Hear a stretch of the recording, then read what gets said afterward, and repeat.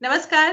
रूबरू theatre group और विजयसूरी foundation की तरफ से शख्सियत सीजन 2 में आज इस अंक में जो हमारे साथ शख्सियत हैं, बेहतरीन इंसान तो वो है ही, लाजवाब अदाकार हैं, बेहतरीन अदाकार हैं। He is a yoga instructor, he is Avid educationist, निर्देशक हैं, डायरेक्टर, जिनको हम इंग्लिश में अगर मैं बोलूं तो डायरेक्टर हैं, एंड सबसे बड़ी बात, बेहतरीन कलाकार और बेहतरीन इंसान। बहुत बहुत स्वागत करती हूँ मोहन यादव का। बहुत बहुत शुक्रिया मोहन, हमारे शो में आने के लिए बहुत बहुत शुक्रिया। थैंक यू काजल। सबसे पहले नमः शिवाय आपको, सभी व्यूअर्स को और सभी को इस नव वर्ष की वाकई शुभकामनाएं। ये इसलिए क्योंकि अभी हमने 2020 का जो कोरोना काल पूरा साल देखा है और जितने भी लोग 2021 में आए सभी को ढेरों शुभकामनाएं नए साल की। वाकई वाकई सभी को ढेरों शुभकामनाएं और उम्मीद की ये आने वाला साल सबके लिए अच्छा हो, और जो हम 2020 में नाटक नहीं कर पाए, लाइव परफॉर्मेंसेस नहीं दे पाए, वो हम इस साल खूब सारी दें और हमें भी एक क्रिएटिव सेटिस्फेक्शन से जो हम थोड़ा ऑक्सीजन हमें जो कम मिल रही है वो ऑक्सीजन हमें भरपूर मिले। तो बहुत बहुत हम स्वागत करती हूँ। और बहुत से एस्टीम व्यूअर्स हमारे साथ जुड़ चुके हैं। हमारे साथ डॉक्टर सरला मेहता जुड़ चुकी हैं, आकाशवाणी के नाटकों से उनका गहरा संबंध, रंगकर्मी है। अरोड़ा ज्योति हमारे साथ जुड़ चुकी हैं, नौरीन शर्मा जी हमारे साथ जुड़ चुकी हैं, बेहतरीन कलाकार, रंगकर्मी, लेखिका हैं। बहुत बहुत शुक्रिया नौरीन जी। श्याम सुंदर जी हमारे साथ जुड़ चुके हैं, बेहतरीन कलाकार हैं, रंगमंच के और सिनेमा के, टेलीविजन के। मैं सभी का तहे दिल से शुक्रिया अदा करती हूँ। और मोहन, मैं सबको बता दूं कि मोहन तो हमारे शख्सियत है ही, बहुत अच्छे इंसान है और मेरे बहुत अच्छे दोस्त हैं। तो मोहन, मैं सबसे पहले तो ये, मनोज शर्मा जी हमारे साथ जुड़ चुके हैं, बेहतरीन कलाकार, बेहतरीन गायक, रंगमंच, टेलीविजन और सिनेमा के निर्देशक भी हैं और रंगकर्मी हैं, कलाकार हैं। बहुत बहुत स्वागत मनोज जी आपका। तो सबसे पहला सवाल वही जो मैं सबसे पूछती हूँ मोहन, की जो आपकी जर्नी रही है उसके बारे में हमें बताइए, कला के क्षेत्र में, क्योंकि कला का रास्ता आसान नहीं होता, बहुत साधना है इसके पीछे। क्या कहेंगे? मैं ये कहूंगा कि किसी ग्रंथ में लिखा हुआ है कि जितने भी कलाकार हैं, चाहे वो संगीतकार हैं, चाहे वो नृत्य करते हैं, चाहे वो पेंटिंग करते हैं, चाहे वो एक्टर हैं, जितने भी कलाकार हैं, उस ग्रंथ में लिखा हुआ है ऐसा। मुझे किसी बड़े जनों ने बताया था, गुरुजनों ने, कि कलाकार का ना एक ही बार जन्म होता है। वो इस सृष्टि को, ब्रह्मांड को जनता तक, लोगों तक पहुंचाता है। जैसे अ, एक वकील सिर्फ वकील बन के रह जाता है पूरी जिंदगी, एक डॉक्टर डॉक्टर बन के रह जाते हैं, एक कलर कलर रह जाता है, लेकिन एक कलाकार वो राजा भी बनता है, वो भिखारी भी बनता है, वो भगवान भी बनता है और वो शैतान भी बनता है। वो बड़ी चीज है। फिर जर्नी की जब बात शुरू होती है, मैं बहुत लोगों को जैसे हम जानते हैं, सुनते हैं, तो सबकी जर्नी ना में एक ऐसी बात आती है कि आ, हम कहते हैं ना, जी पता नहीं कैसे आ गए। अच्छा, पहले हमें भी ऐसे लगता था कि नहीं, ये शायद मन से बोलते होंगे, अपनी मन की बात ऐसी बताते होंगे कि भाई हम ऐसे ही आ गए। लेकिन सच बात है, आपको पता भी नहीं चलता है कि आप कब इसमें एंटर कर। ऐसे ही मुझे सच में, मुझे एक्टिंग का ए भी नहीं आता था, आज भी नहीं आता है, सीख रहे हैं। और बस डांस कर रहे थे एक जगह, तो एक युद्धवीर भैया हैं, उनकी नजर पड़ी, तो उनको अच्छा लगा, तो उन्होंने कहा कि आप एक्टिंग कीजिए। तो मैंने कहा नहीं नहीं, हमारे बस की नहीं है एक्टिंग करना, हम डांस करते हैं, बहुत अच्छा है। कह रहे डांस की उम्र बहुत अच्छी है, लेकिन कलाकार बनेंगे तो और अच्छा होगा। तो मैंने कहा चलिए ठीक है। तो उन्होंने मुझे सुरेंद्र शर्मा जी से मिलवाया, जो मेरे गुरु हैं, जिनसे मैंने बहुत कुछ सीखा। तो मैं एनएसडी गया, तो मेरा पहला प्ले, मैं 98 में आया था। मैं जब इस फील्ड में, मैं दिल्ली का ही, मेरी पैदाइश है, तो 98 में जब मैं जुड़ा सुरेंद्र सर के पास, तब वो एनएसडी का वो जो एक पेड़ है बाहर एंटर करते ही, वहां पर बैठे हुए थे। तो सर भी थे, श्याम सर भी थे, विजेंद्र सर थे, राघव सर थे, बहुत सारे मतलब बड़े लोग, ज्ञानी लोग बैठे हुए थे, टिक्कू सर भी थे, बाद में जब जुड़े उस प्ले से, रंगभूमि से। उस तो मैं वहां पे जुड़ा और फिर पता तो कुछ था नहीं थिएटर के बारे में, नाटक के बारे में, कि नाटक कैसे किया जाता है, क्या होता है, बस एक जिज्ञासा थी, अच्छा लगता था। कुछ नहीं जानते थे हम किसी के बारे में। तो उसमें फिर उन्होंने मुझे बस एक छोटा सा रोल दे दिया था, एक बच्चे का, घीसू नाम का, रंगभूमि में। बस वहां से जर्नी शुरू हुई मेरी, जो कि अब तक चलती आ रही है।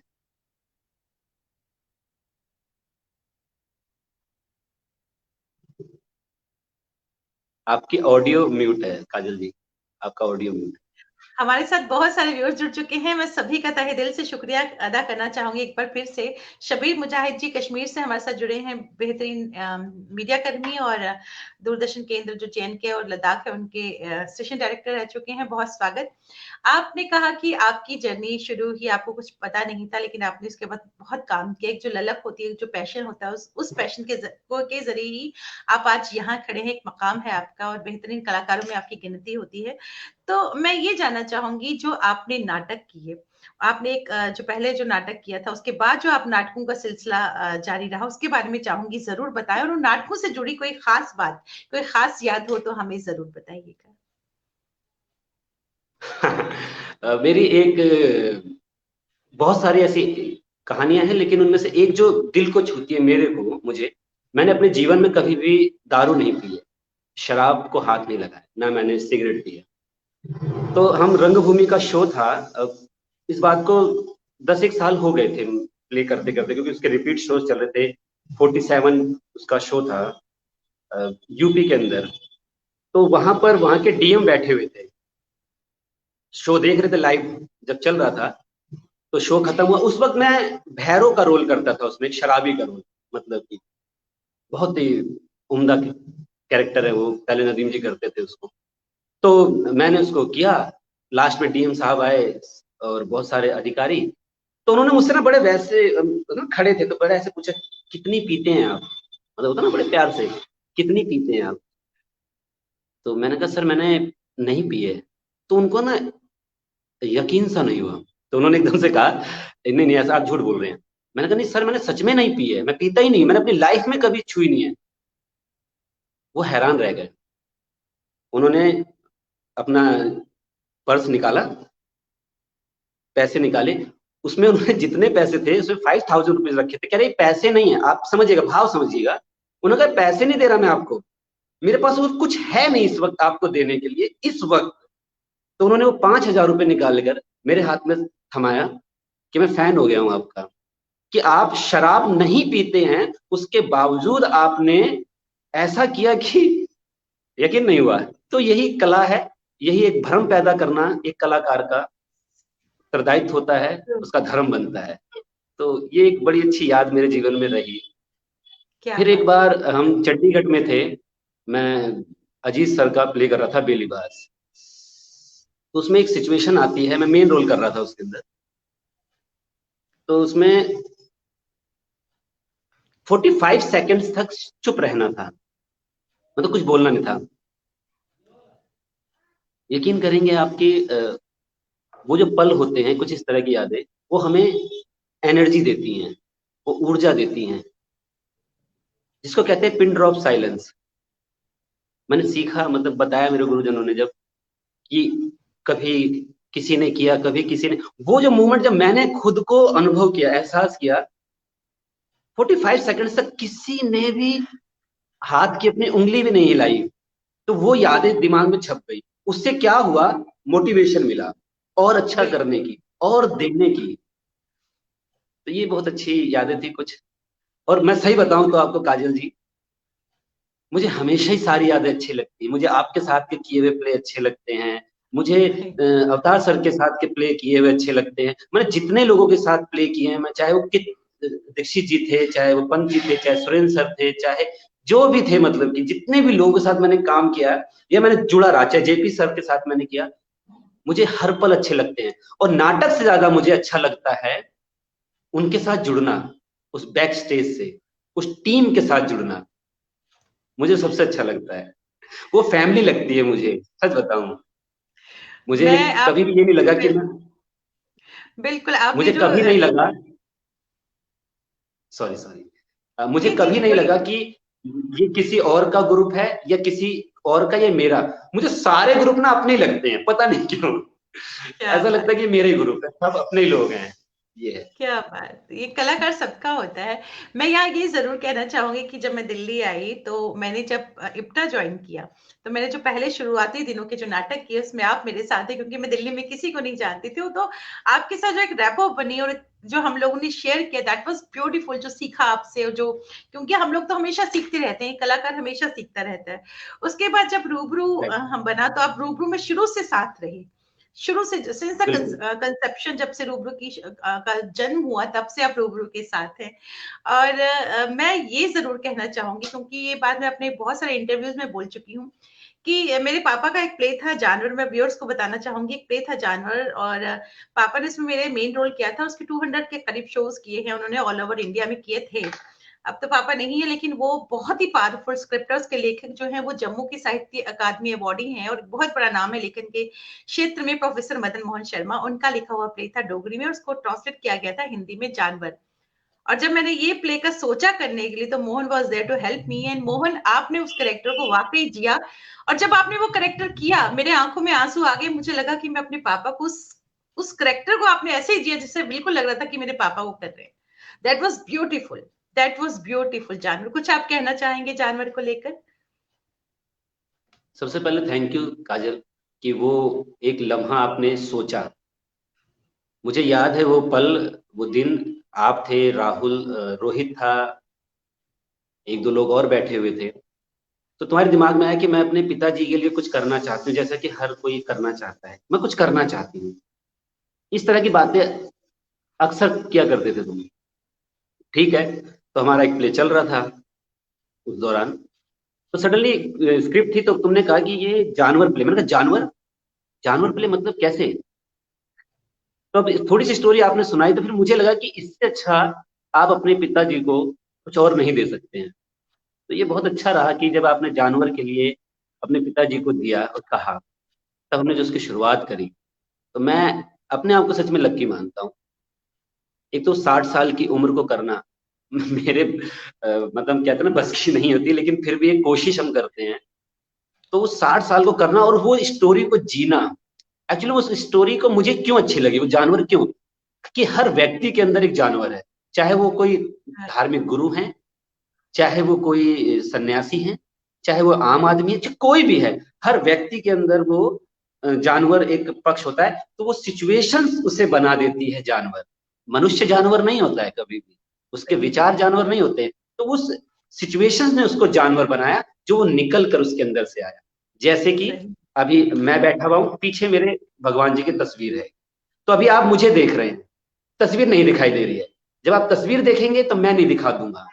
ऐसे ही व्यक्ति के अंदर एक अच्छी चीज होती है, एक बुरी चीज होती है। तो जिसने जानवर को देखा वो जानवर दिखा, जिसने अच्छी चीजों को देखा वो अच्छी चीजें दिखी। बस इतनी सी बात है। आपने तो इस मेरे को कैरेक्टर को थैंक यू। जिया है। नहीं, आपने मोहन इस कैरेक्टर को जिया है, कप्तान कैप्टन कृष्ण देव सिंह। जो कैरेक्टर था, मैं, मुझे याद है कि जब ये प्ले जम्मू में हुआ था, ये प्ले हुआ था गुलाब भवन में उन दिनों, तो जब पापा ने ये प्ले किया था, तो मुझे बुखार हो गया था उनका कैरेक्टर देखकर, क्योंकि वो बहुत ही नेगेटिव शेड थे उसमें, और वो कमाल का कैरेक्टर है। आपको उस कैरेक्टर को जीने में किस तरह की मुश्किलात आई, और किस तरह से आपने उसको कंसीव किया, ये मैं आपसे चाहूंगी हाँ, कि आप जरूर सुनाएं। देखिए मैं बहुत बहुत अच्छी बात कहूंगा। मुझे कोई मुश्किलात नहीं है। ये ईगो वाली बात नहीं है, ये अहंकार की नहीं है। ये शब्द हो सकता है ऐसा, जब हमें कोई चीज पसंद होती है ना, जिस चीज में हमारा मन लगता है, मन, उसमें कोई मुश्किलात नहीं आती। बिल्कुल। तो जब हम एक कलाकार हैं, जब हमें एक चीज को करना होता है, जैसे जब हम किसी से प्रेम करते हैं, तो चाहे धूप हो, बारिश हो, गर्मी हो, छत पर जा, कहीं भी हमें भय लगता ही नहीं है, कोई प्रॉब्लम होती नहीं है, नो शब्द होता ही नहीं है। तो ऐसे जब कुछ करना होता है तो कुछ होता ही नहीं है। हाँ, ये जरूर था कि इतना बड़ा नाम पिताजी का, इतने बड़ी परफॉर्मेंस, तो खुद को लेके लगा कि क्या मैं उसको जस्टिफाई कर पाऊंगा, क्या मैं वहां तक पहुंच पाऊंगा, या वहां तक तो चलिए खैर नहीं भी, लेकिन क्या उसका एक अंश भी मैं अगर कर दूं तो शायद मैं उनको ये कंट्रीब्यूशन दे सकूं अपना, कि चलिए मैंने कुछ अच्छा किया, मन को मेरे शांति मिला है। तो उसके लिए फिर दिन रात लगे रहे। आप यकीन नहीं मानोगे, मैं रात के 2 बजे भी उठकर वो सोच रहा होता था कि क्या करना है, कैसे सोचना है, कैसे भूलना है, कल क्या करेंगे। रोज रात को, मतलब कि एक होता है ना जहन में चलता रहता है, सपने में भी, बाकी झूठ नहीं है इसमें, सपनों में भी मतलब वाकई चीजें चलती वाकई। रहती हैं कि वो लाइनें अच्छा ऐसे ऐसे, और याद आता है कि अच्छा वहां जाना है, करना है। तो उसके अंदर मैं एक बात और कहना चाहूंगा, उसमें मेरा ही नहीं, उसमें जितने लोग जुड़े थे ना, वो उसकी वजह से प्ले अच्छा हुआ। मैं सच बता रहा हूँ, उसमें एक एक बंदा, एक एक बच्चा, हर कोई, चाहे वो लाइट पे थे, चाहे वो म्यूजिक पे थे, चाहे वो बैकग्राउंड बनाया, चाहे उसके अंदर मेरी वाइफ का रोल किया, चाहे वो उसमें जितने भी लोग उसके साथ जुड़े, उस सबने बेहतरीन किया। तब जाकर वो जानवर प्ले बना, तब जाकर मैं कुछ अच्छा कर पाया उन सबकी वजह से। तो मेरा कोई रोल नहीं है इसमें। चैलेंजिंग तो बहुत था वो आपके लिए, क्योंकि छोटी सी जगह में पूरा व्हील चेयर में बैठ के वो करेक्टर करना बहुत चैलेंजिंग है, बहुत चैलेंजिंग है। बहुत चैलेंजिंग। आपको आप वाकई आप कह रहे हैं कि मुश्किल नहीं हुआ था, लेकिन मुझे पता है कि एक कलाकार के लिए उसे करना बहुत मुश्किल है, बहुत मुश्किल है। और वैसे बहुत ही खूबसूरती से निभाया और बिल्कुल उस करेक्टर को आपने जिया। बहुत सारे काजल, एक एस्टीम बात अच्छी बात होती, जी एक बात और होती है, मुश्किलें, दुख हैं, दुख, समस्याओं की बातें सभी करते हैं। किसी को इस बात से फर्क नहीं पड़ता है कि हमने 3 महीने रिहर्सल करी, हमने 3 दिन की। बिल्कुल उनको बिल्कुल। जब जनता या ऑडियंस आती है, वो हमें देखने नहीं आती है, वो अपना समय निकाल कर अपने दुखों को, अपनी टेंशनों को रिलीज करने आती है, वो कुछ अच्छा देखने आती है। तो जब कोई भी इंसान इस सृष्टि में, कोई भी जब कुछ अच्छा करता है, चाहे छोटा सा एक प्यून आगे अपना एक ग्लास रख के जाता है, और वो किसी के दिमाग में छप जाती है ना, तो समझिए कि हमारा नाटक सफल हुआ। ट्रू। तो बिल्कुल सही बात। ये, बिल्कुल सही। हमारे साथ बहुत से एस्टीम्ड व्यूअर्स जुड़ चुके हैं। किरण शिवपुरी जी हमारे साथ जुड़ चुकी हैं, हमारे आकाशवाणी के नाटकों के एक बेहतरीन कलाकार हैं, लिखती हैं स्वागत, so proud of you. Ritu Kulbe ji हमारे साथ जुड़ी हैं, हमारे रंगकर्मी हैं, हमारे ग्रुप की हैं। बहुत बहुत शुक्रिया रितु हमारे साथ जुड़ने के लिए। जितेंद्र गुप्ता जी हमारे साथ जुड़ चुके हैं, रंगकर्मी हैं, सिनेमा टेलीविजन से नाता है इनका, लिखते हैं बहुत खूब। मोहन अशोक भौमिक जी हमारे साथ जुड़ चुके हैं, बहुत बहुत शुक्रिया। हरविंदर कौर बबली मस्कट से हमारे साथ जुड़ी हैं, बेहतरीन कलाकार है, नेशनल स्कूल ऑफ ड्रामा से हैं, बेहतरीन लेखिका है, बहुत बहुत शुक्रिया हमारे साथ जुड़ने के लिए। लवली चंद्रा जी हमारे साथ जुड़ी हैं, ए ग्रेड क्लासिकल सिंगर है, आकाशवाणी की बेहतरीन कलाकार, बेहतरीन आवाज, बहुत बहुत शुक्रिया। जगजीत सरीन जी हमारे साथ जुड़े हैं पंजाब से, बहुत बेहतरीन जो है रंगकर्मी है, सिनेमा टेलीविजन से जुड़े हुए हैं। अंजलि अरोड़ा मनचंदा जी हमारे साथ जुड़ी हैं, बहुत बहुत शुक्रिया।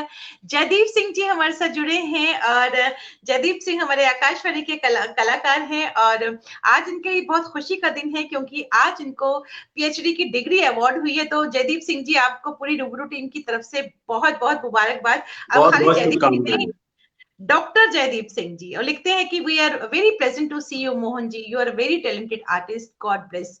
निशी सिंह हमारे साथ जुड़ चुकी हैं, बेहतरीन सिंगर हैं, पेंटर हैं, सोशल एक्टिविस्ट हैं, बहुत बहुत शुक्रिया निशी जी हमारे साथ जुड़ने के लिए।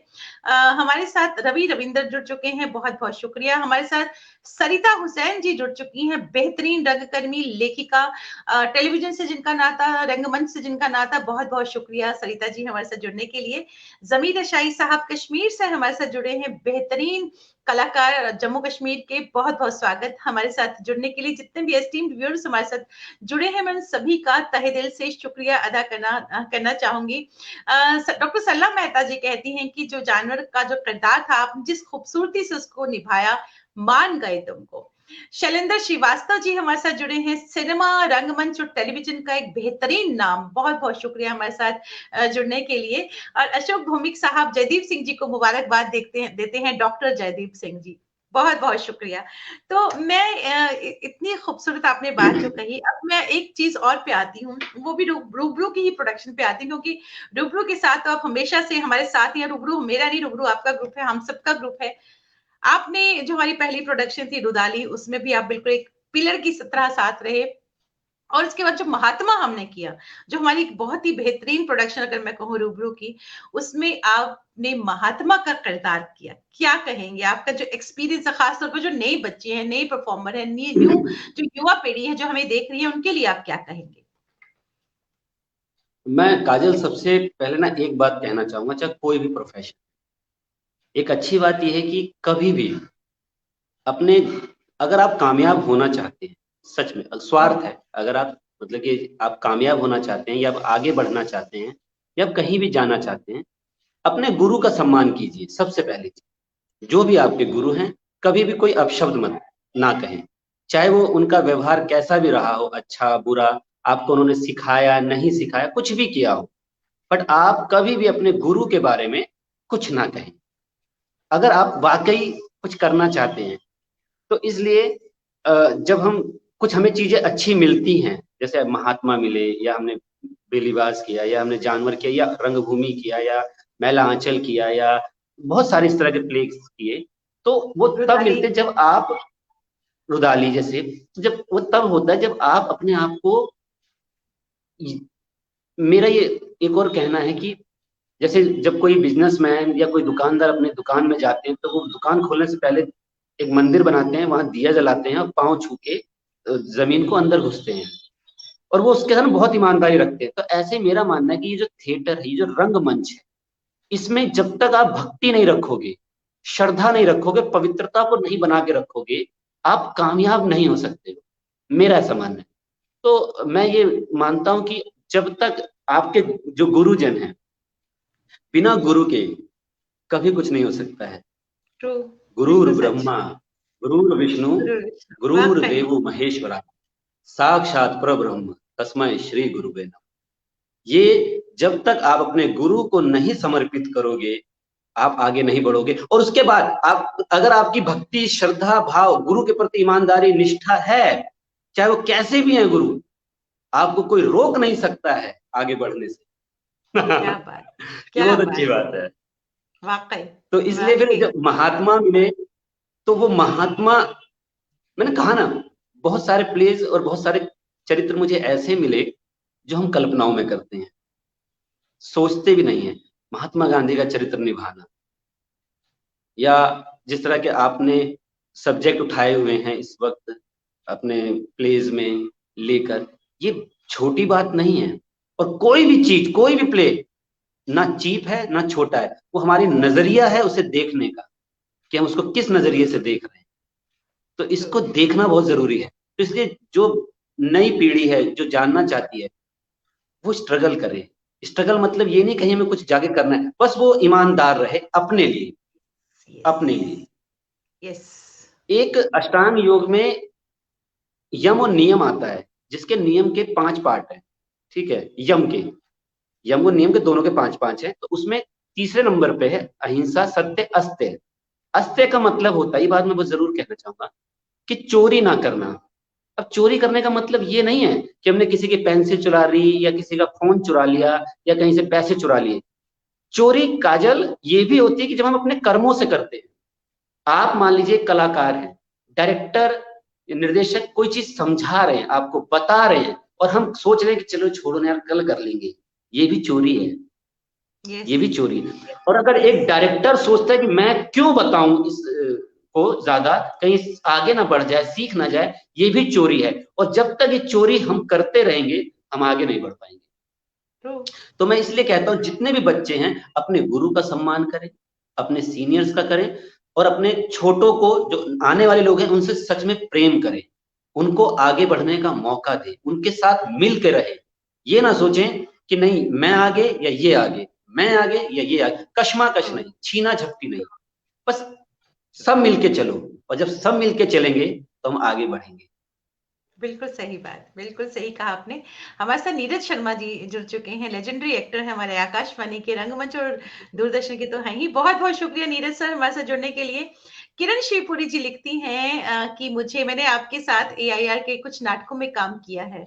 बिल्कुल किया है, मैं बिल्कुल जानती हूँ। जयदीप सिंह जी लिखते हैं बहुत खूबसूरत लिखते हैं कि आपने जो महात्मा का करेक्टर किया था, आपने इसको बहुत ही एक्सीलेंट तरीके से निभाया। बिल्कुल जयदीप सिंह, बहुत बहुत शुक्रिया जयदीप सर, बहुत बहुत शुक्रिया। एंड संध्या गुप्ता हमारे साथ जुड़ी हैं जम्मू से। She is a social worker, social activist activist हैं, कमाल की फैशन डिजाइनर है, और जिस तरह से वो इस वक्त कम चीजों को लेकर वो जिस तरह से खुले दिल से सोशल वर्क कर रही हैं, अपने आप में एक बहुत बहुत बड़ी बात है। बिना किसी स्पोर्ट के she is doing a lot for society. बहुत बहुत शुक्रिया हमारे साथ जुड़ने के लिए।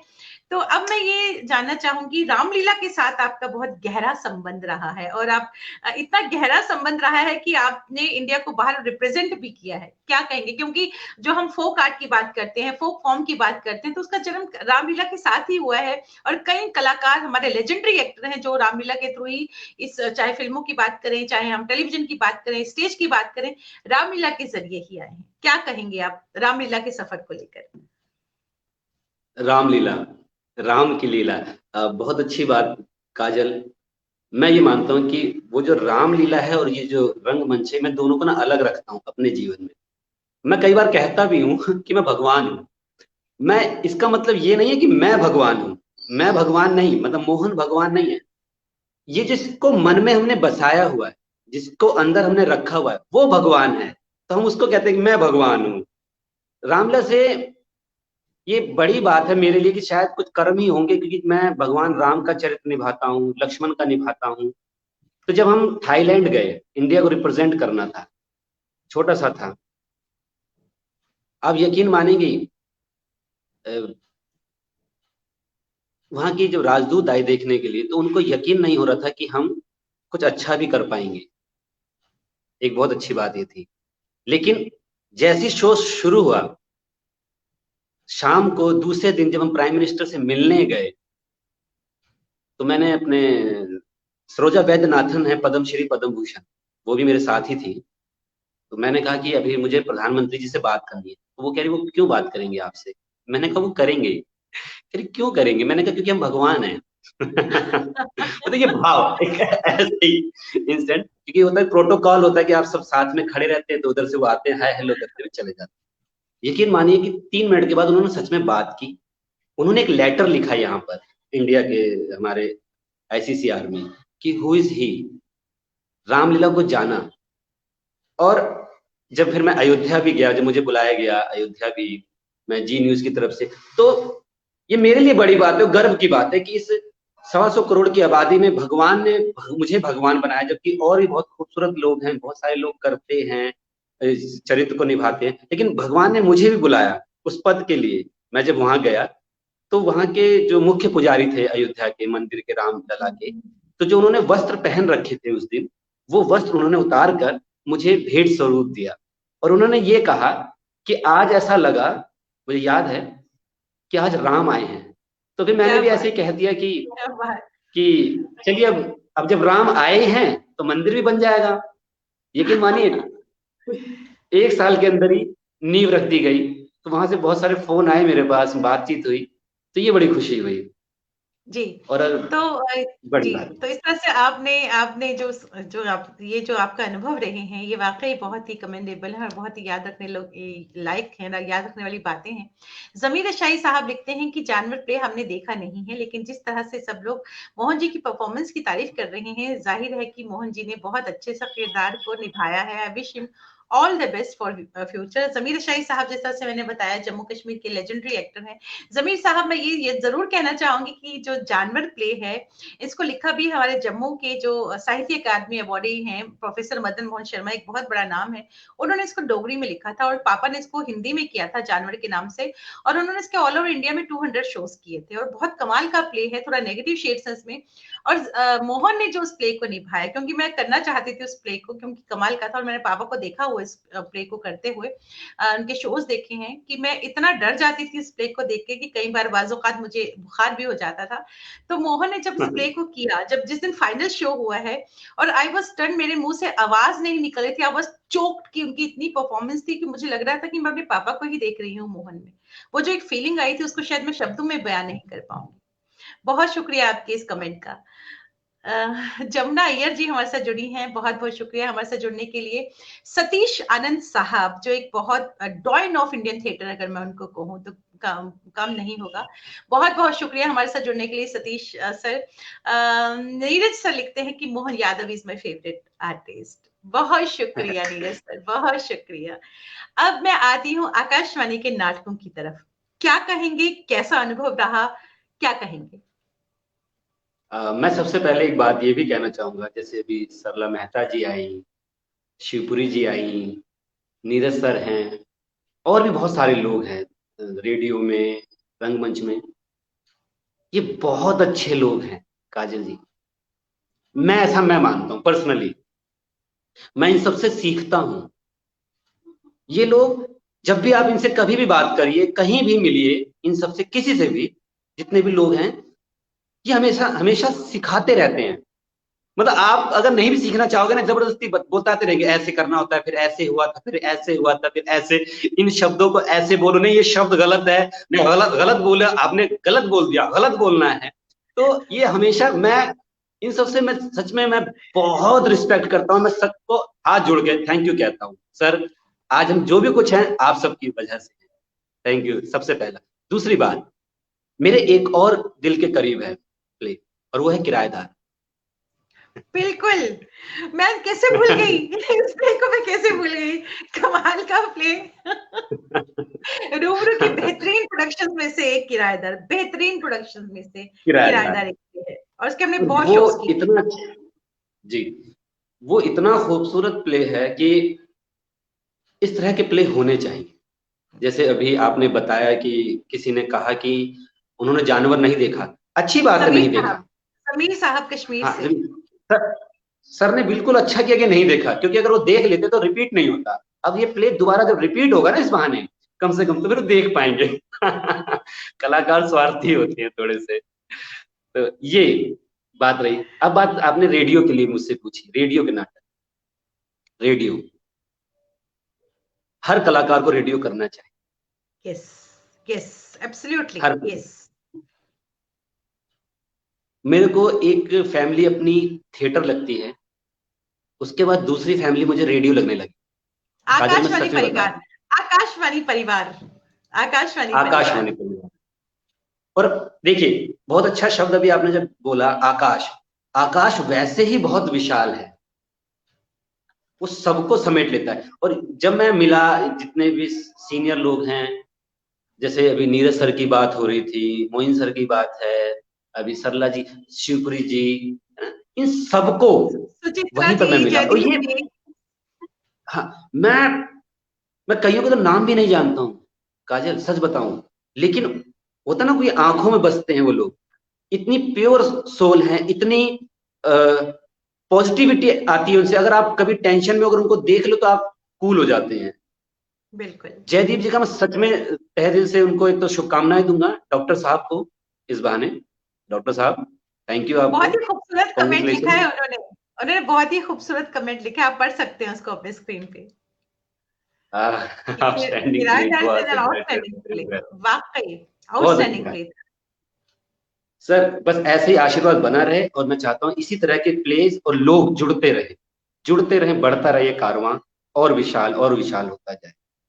तो रेडियो ने मुझे बहुत कुछ सिखाया, और सबको करना चाहिए। मैंने जो बात आपको कभी बोली, क्योंकि रेडियो क्या करता है आपको, थिएटर के अलावा, थिएटर तो करता ही है, वो आपको और डिसिप्लिन में ले आता है। यस। डिसिप्लिन फॉर व्हाट, किस डिसिप्लिन की बात कर रहा हूँ? वो आपके व्यवहार की नहीं, कि वो आप टाइम पे आओगे, ऐसा करोगे, उठोगे, बैठो, नहीं। वो आपके मन को डिसिप्लिन में करता है, वो आपकी एनर्जी को डिसिप्लिन करता है, वो आपकी जो हमारे ठहराव लाता है रेडियो। जो हमें कई बार एक्टर को होता है जल्दी जल्दी बोलने की आदत होती है, या कभी फंबल कर जाते हैं, या शब्दों का, वो आपको एक्चुअल में रेडियो आपके इनर सेल को आपको डिसिप्लिन कर देता है। हर बिल्कुल। चीज को नुक्ते के साथ, शब्दों के साथ, कितना बोलना है, कितने लाउड बोलना है, कितना स्लो बोलना है, सांस भी अगर छोड़ दी तो गजब हो जाता है। बिल्कुल। इससे बड़ी बात और कुछ नहीं सकती। तो रेडियो यहाँ है, दिलों में, आकाशवाणी। और मैं अक्सर सबको कहता हूँ कि आप एक काम करो, ये नंबर है, आप काजल जी से मिल लीजिए और रेडियो ज्वाइन कर लो सबसे पहले। आप फॉर्म भरो, रेडियो क्या ज्वाइन करो। बात। क्या बात, बहुत खूबसूरत बात थैंक कही यू आपने। सर। वाकई आकाशवाणी बहुत कुछ सिखा देता है। मैंने आकाशवाणी से बहुत कुछ सीखा है। आपका जो डिक्शन की अगर हम बात करें, तलफ्फुज की अगर हम बात करें, तो आकाशवाणी तो जिस तरह से सुचित्रा जी कहते हैं कि एक यूनिवर्सिटी है डिक्शन की, वाकई इट इज मैंने खुद यूनिवर्सिटी। सीखा है, मेरे आज भी मुझ में खामियां हैं, आज ही मुझ में खामियां हैं। मैं बहुत बार, मुझे आप ही कई बार नुक्ते मेरे ठीक कर रहे होते हैं, क्योंकि हम लोग आम बोलचाल की भाषा में लाइफ में मतलब बिल्कुल। कि कुछ भी बोल जाते हैं, तो पता चलता है नहीं जी वो गजब था कि गजब था, समझ में नहीं आया। तो कई बार ये तो फिर भी ठीक है, कुछ और ही बोलता है। वाकई वाकई। जमुना जी लिखती है, क्या बात है, रेडियो में आवाज ही एक्टर है, सब कुछ बयान करता है। और मैं ये जरूर कहूंगी कि रेडियो जो है वो आकाशवाणी जो है, आकाशवाणी के नाटकों की अगर हम बात करें, सबसे मुश्किल है, क्योंकि वहां पे सिर्फ आपकी आवाज है और आपने अपनी आवाज के माध्यम से एक सीन क्रिएट करना है लिसनर्स के माइंड में। जबकि थिएटर या रंगमंच या हम अगर टेलीविजन सिनेमा की बात करें, वहां बहुत सी चीजें जो आपको सपोर्ट करती हैं, आपको हेल्प करती हैं। लेकिन आकाशवाणी में सिर्फ और सिर्फ आपकी आवाज। तो मैं अब यहाँ पे आते जी।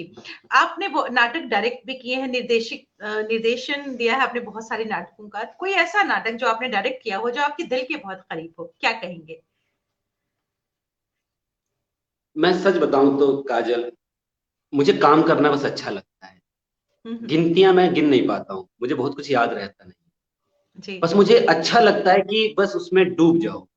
और अगर हम जब, एक शब्द है, मैं मानता हूँ इसको, फॉलो करता हूँ इस लाइन कि अभी हम शुरू भी नहीं हुए, अभी हम शुरू भी नहीं शुरू हुए, भी।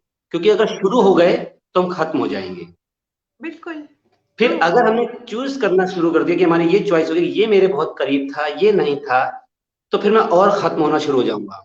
तो मुझे क्या करना था, मैं इसीलिए मैं हर चीज को डिलीट करता हूँ अपने दिमाग से, कि हर चीज, जैसे एक माली होता है, उसके बाग के हर पेड़ हर पौधे उसके लिए उतने ही इंपॉर्टेंट होते हैं जितना एक फलदार पेड़ होता है। ऐसे ही मुझे लगता है कि मेरे जितने भी, चाहे मैंने डायरेक्ट किए, चाहे मैंने एक्ट किया, चाहे मैं किसी बैक स्टेज जुड़ा रहा, मैं आज यहाँ तक मैं एक बात और कहना चाहूंगा अपने मन से, मेरे को ये बहुत अच्छी लगती है कि अगर आप अच्छा प्ले करना चाहते हैं या एक अच्छे कलाकार बनना चाहते हैं, तो दो चीजें जरूर कर लीजिए। एक अच्छे इंसान बनिए सबसे पहले, क्या बात दया है, बहुत प्रेम जरूरी। हाँ रखिए सबसे पहले।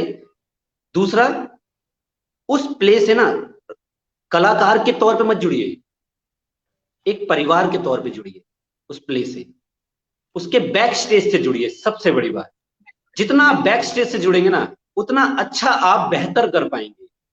Simple true. सी बात है, तो मैं ऐसा मानता हूँ। बिल्कुल सही कहा आपने। दीपक नायडू जी हमारे साथ जुड़ चुके हैं, बेहतरीन सिंगर हैं और बेहतरीन रंगमंच रंगकर्मी रह चुके हैं। बहुत बहुत शुक्रिया। जमुना अय्यर जी लिखती हैं, टीवी सीरियल्स में एक्टर्स के एक्सप्रेशन नजर आते हैं, जबकि रेडियो में सिर्फ और सिर्फ डायलॉग से पात्र को जीना होता है। Heads off to All India Radio artist. बहुत बहुत शुक्रिया जमुना जी, इतने खूबसूरत कमेंट के साथ। आपने इतना खूबसूरत कमेंट दिया, बहुत बहुत शुक्रिया। हरविंदर कौर बबली मस्कट से हैं और खुद बेहतरीन रंगकर्मी है, लिखती हैं, मिस्टर मोहन कितना अच्छा बोल रहे हैं, मुझे लगने लगा है कि टेम्पल में बैठी हूँ। वाकई ये बहुत खूबसूरत बोलते हैं हरविंदर, वाकई, और इंसान भी बहुत अच्छे हैं। तो आपने जितने भी नाटक किए एज एन एक्टर की अगर हम बात करें, कौन सा कोई ऐसा करेक्टर जो आपको बहुत चैलेंजिंग लगा हो करने में, क्या कहेंगे? क्या कहेंगे? नहीं नहीं, मैं कौर जी को बता देता हूँ कि एक्चुअली कौर जी को एक्चुअली मैं,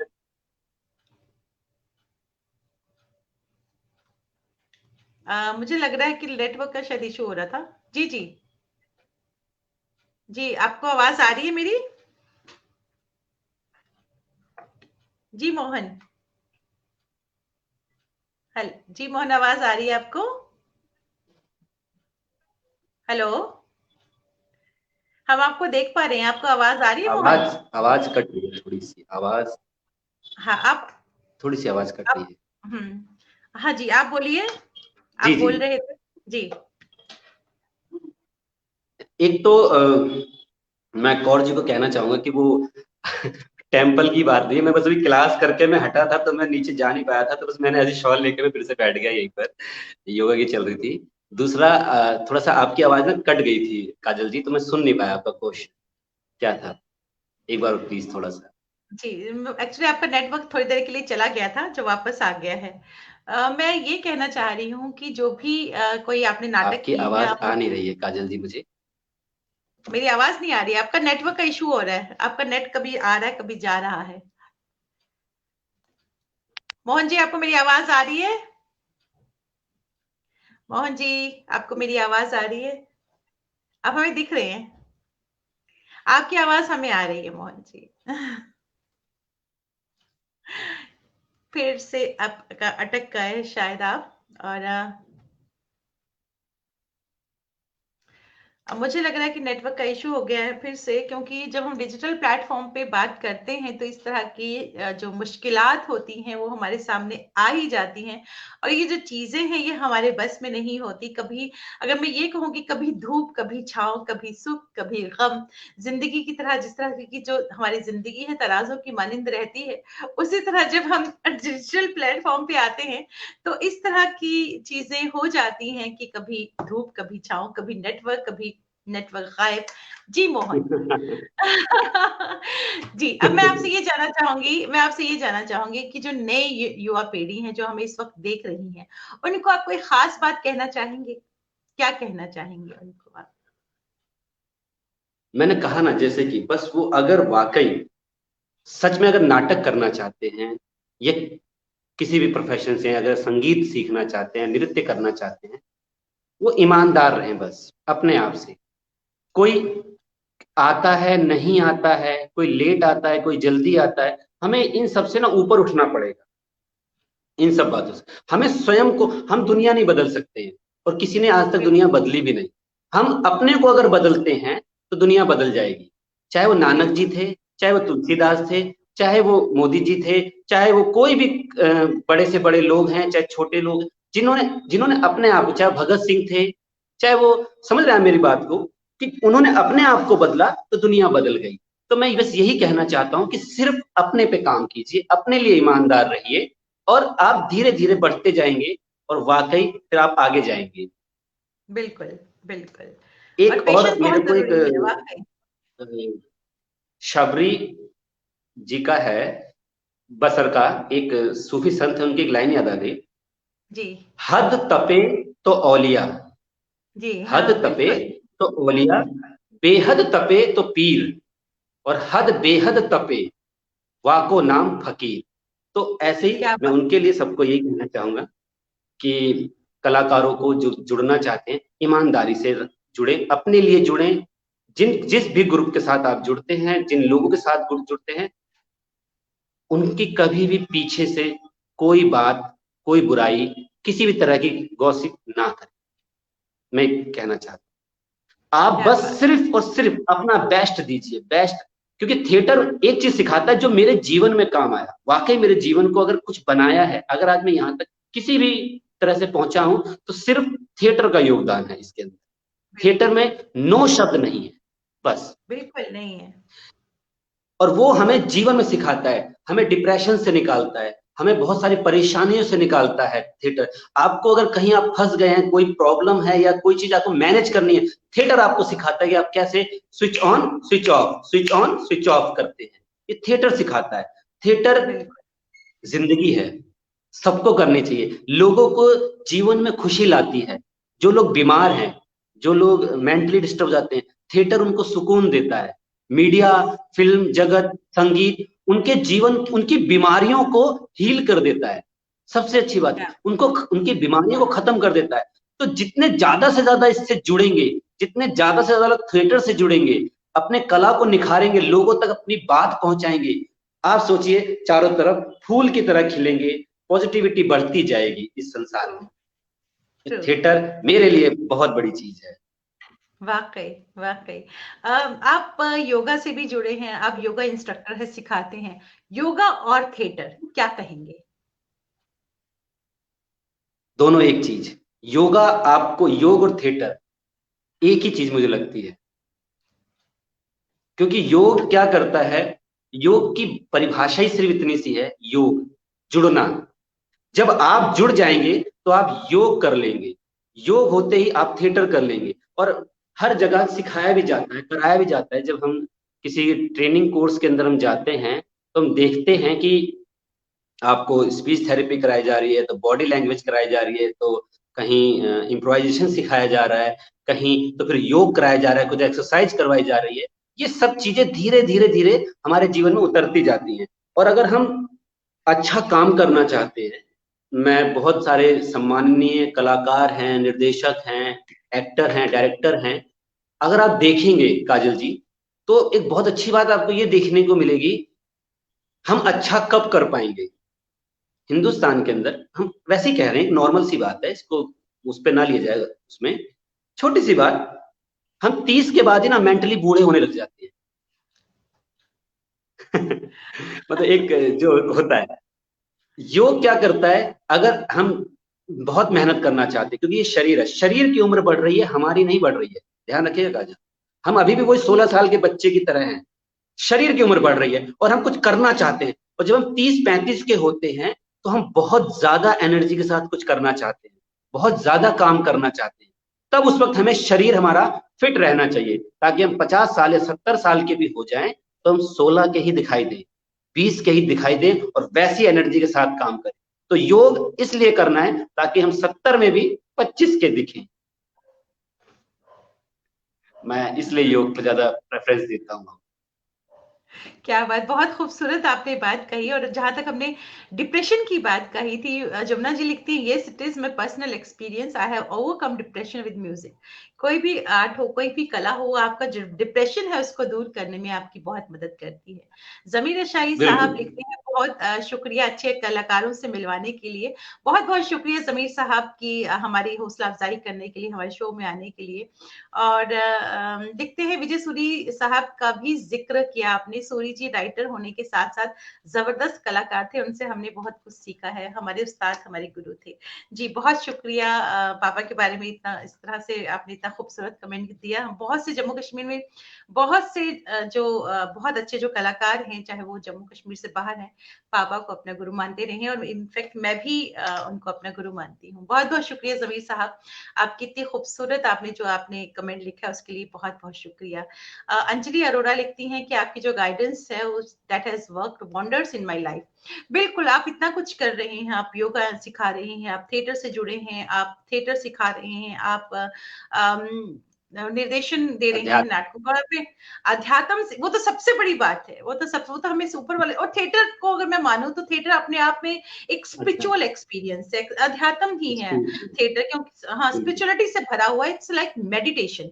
अगर जैसे थिएटर कर लिया, वो तो एक तरह से मेडिटेशन ही है, जो आपको ऊपर वाले से मिलाता है और आपके जो अंदर का डिप्रेशन होता है उसको बाहर निकाल के रख देता है। वाकई थिएटर कैन डू वंडर्स, और थिएटर आपको बहुत कुछ दे जाता है। लेकिन इसके लिए जो सबसे जरूरी चीज है कि आपका पागलपन होना बहुत जरूरी है, पैशनेट होना बहुत जुनून। जरूरी है, जनून होना जुनून। बहुत जरूरी है, पेशेंस, पेशेंस और पंक्चुअलिटी। मैं देखती हूँ जब रिहर्सल होती थी, मोहन जी अगर 5 बजे का टाइम हो तो 4:30 बजे ही रिहर्सल में आ जाते हैं। उनको देख के वो लगता है कि टेंशन रहती है कि नहीं नहीं मोहन आ चुके होंगे, हमें भी टाइम पे पहुंचना है। तो ये अपने आप में एक बहुत बड़ी बात है, इतने बड़े कलाकार मैं होने के इसका बावजूद पंक्चुअलिटी की अगर हम बात करते हैं तो वो बहुत बड़ी बात है। और आकाशवाणी की अगर हम बात करें तो आकाशवाणी हमें पंक्चुअल होना तो सिखा ही देता है। क्या कहेंगे आप?